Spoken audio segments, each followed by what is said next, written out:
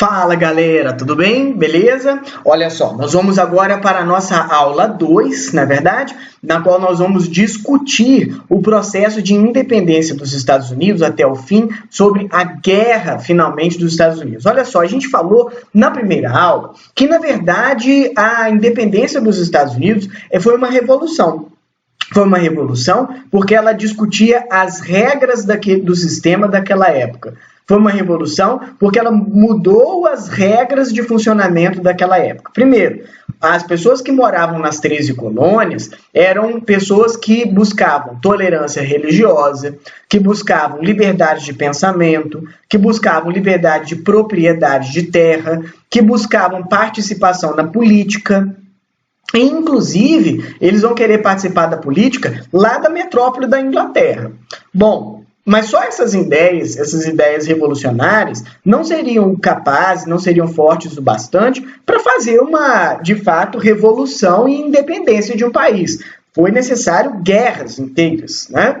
E essas guerras, elas aconteceram porque a Inglaterra não suportava mais, economicamente, uma colônia que não pagava impostos tão importantes para abastecer os cofres dos ingleses.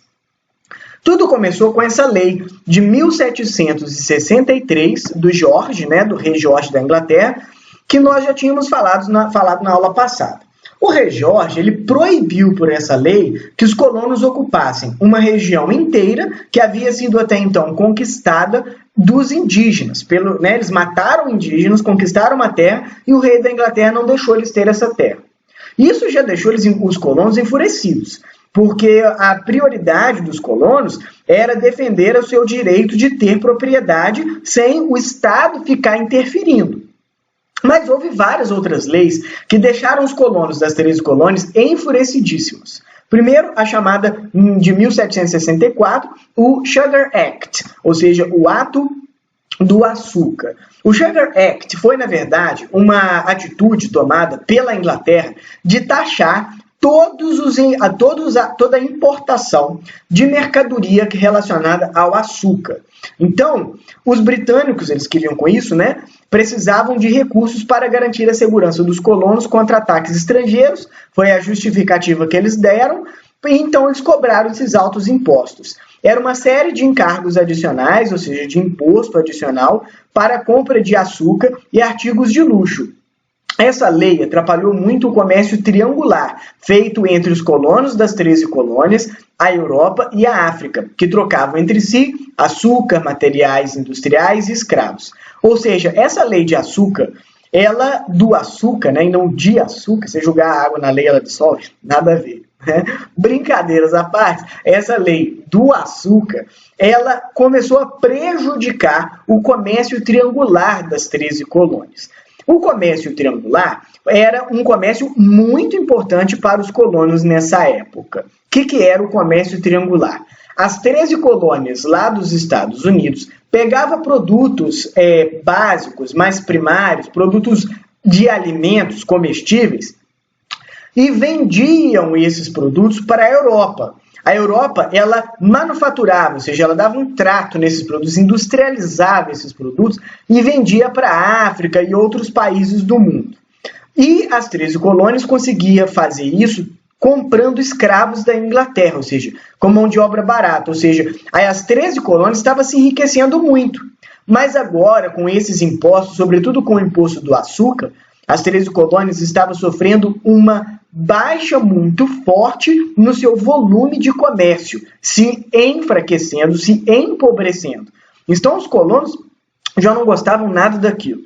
Como se não bastasse, veio mais um imposto. Em 1765 veio o imposto do selo, com taxação de todos os documentos públicos, como jornais, cartas, etc. Imagina que naquela época tudo que você quisesse comunicar com uma outra pessoa tinha que ser por meio de carta, Tinha que ser por meio de carta. E agora todas as cartas estavam pagando altos, pesados impostos. Mais uma, então, questão que deixava os colonos muito enraivecidos. O Congresso da Lei do Selo, eles fizeram um congresso, uma reunião para discutir a Lei do Selo. E eles começaram com um lema, que era o seguinte: beleza, está colocando muito imposto em cima de nós, mas nós vamos fazer o seguinte: A gente vai aceitar essas leis se nós, das 13 colônias, pudermos participar do parlamento lá na Inglaterra.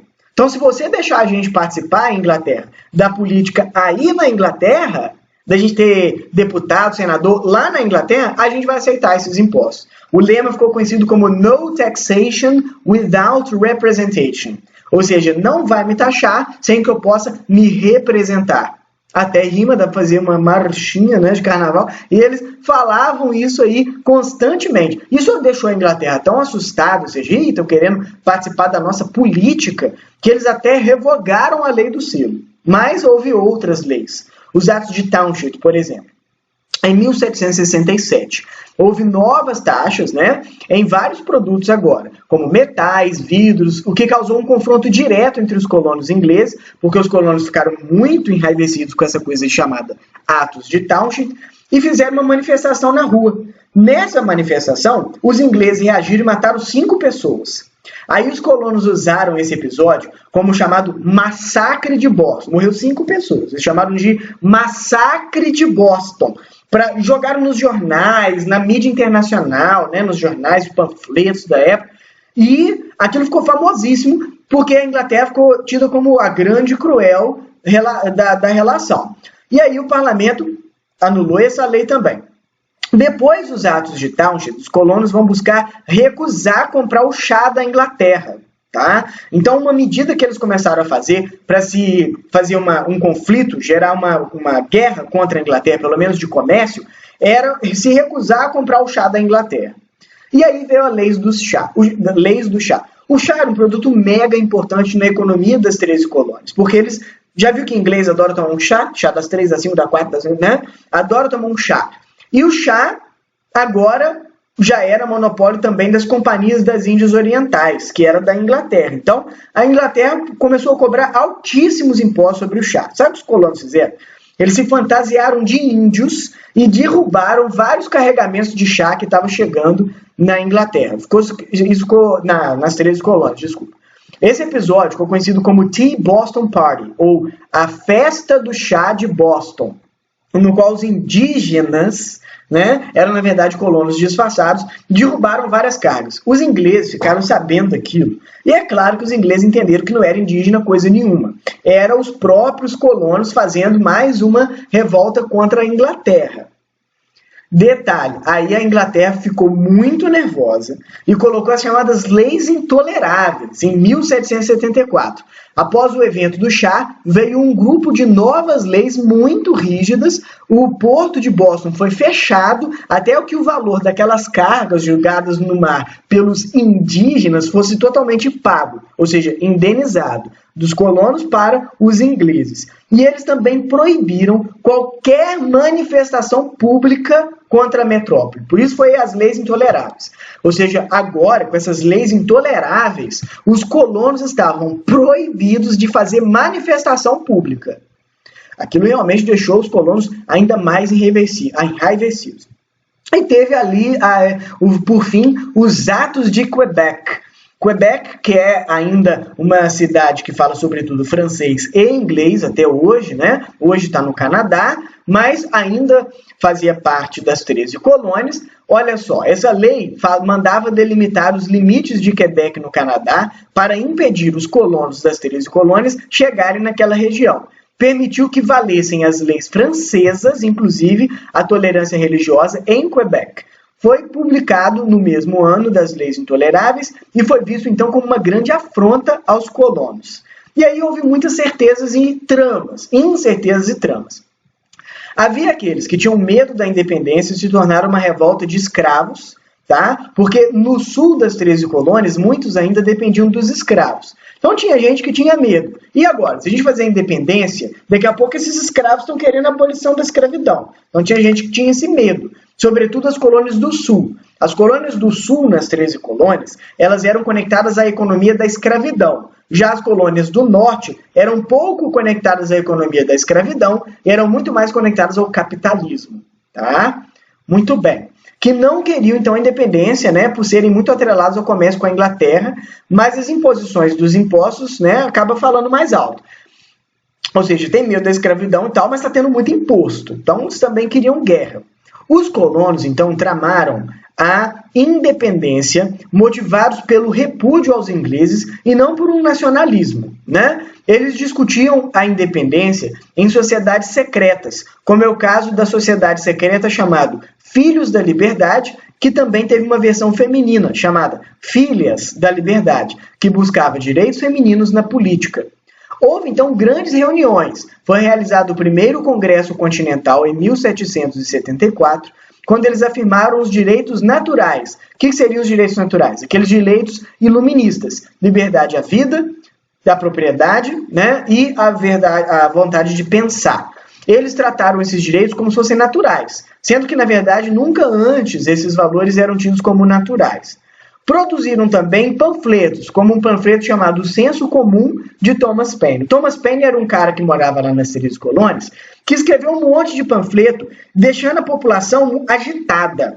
Né? Falou, gente, vamos fazer uma revolta, vamos fazer uma revolução contra esses ingleses aí e vamos defender os direitos da liberdade, da justiça, os direitos iluministas. E aí, em 1775, fizeram um grande congresso.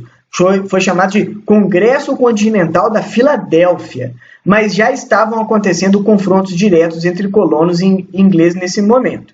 Esse congresso era para falar, gente, o que nós vamos fazer? A gente vai continuar sendo colônia, a gente vai virar um país, como é que é? E nesse congresso fizeram uma declaração, a Declaração de Independência. A carta dessa Declaração de Independência foi escrita pelo Thomas Jefferson. E aí eles fizeram, olha só o lance, após a Declaração de Independência, que citava direitos naturais como verdades evidentes, tá? Que é o direito à vida, direito de pensar e direito a ter propriedade, os colonos foram tidos como rebeldes e começou então a Guerra de Independência. Então veja que primeiro eles fizeram uma Declaração de Independência, aí a Inglaterra considerou eles como rebeldes, invadiu e começou a guerra. Tá? O que foi essa independência das 12 colônias? Foi uma verdadeira revolução. Nas palavras de John Adams, que vai ser um futuro presidente dos Estados Unidos, foi uma revolução. O que queremos dizer com revolução? A guerra, isso não faz parte da revolução, ou seja, a revolução não fazia parte da guerra. O John Adams disse, a guerra foi apenas um efeito e consequência da revolução, porque a verdadeira revolução estava nas mentes e corações das pessoas que foram levadas entre 1760 e 1775 a pensar, né? E aí houve várias batalhas. O embaixador americano da França, que era o Benjamin Franklin, tá? Lá nas colônias, nas 13 colônias, eles tinham lá na França um embaixador. E sabe como é que eles fizeram para vencer da Inglaterra? Porque vamos combinar, eram 13 colônias fracas, né? Como é que eles venceram da Inglaterra? Primeiro, teve um general, tá? O George Washington, que aqui eu estou colocando, ó, que eles venceram a Batalha de Yorktown, que foi comandada pelo general. O George Washington era um general riquíssimo. E ele pegou emprestado de várias pessoas de todas as 13 colônias, barcos, caminhões, armas, e dava a essas pessoas um ticket. Falou, ó, vale um barco, vale um caminhão, vale uma arma. Pegou tudo emprestado e fez um grande exército. E eles pediram ajuda da França. A França não gostava da Inglaterra. A França ajudou. A França resolveu ajudar as 13 colônias. Eles também pediram ajuda da Espanha. A Espanha também ajudou, porque a Espanha não gostava das 13 colônias. Né? E aí o que acontece? Nós temos uma guerra na qual a França e a Espanha vão ajudar as 13 colônias e as 13 colônias vão vencer a guerra. Venceram a guerra, as 13 colônias tornou um país, tá? Estados Unidos da América.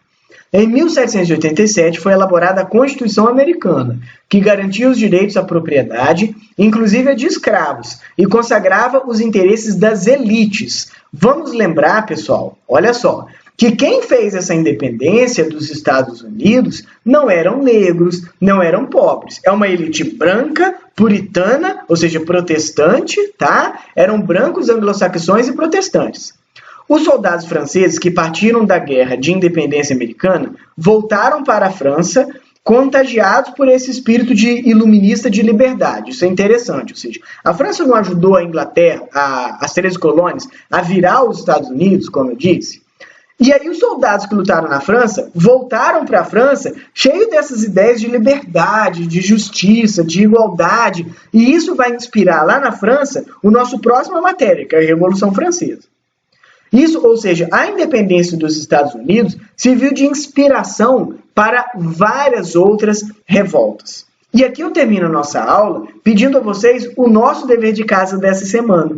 Vocês vão começar para mim a pesquisar quais foram as inspirações para que a Revolução Francesa acontecesse. A nossa aula da semana que vem é Revolução Francesa. Aqui a gente terminou as independências dos Estados Unidos da América, vendo que além de ser a independência de um país, foi uma grande revolução por pensar diferente dos costumes daquela época. Mas agora a gente vai pensar a revolução das revoluções, a Revolução Francesa. E eu gostaria que vocês pesquisassem para a nossa próxima aula quais foram as inspirações da Revolução Francesa, fazendo um resumo e mandando para mim. Tá legal? Beijo e até a próxima!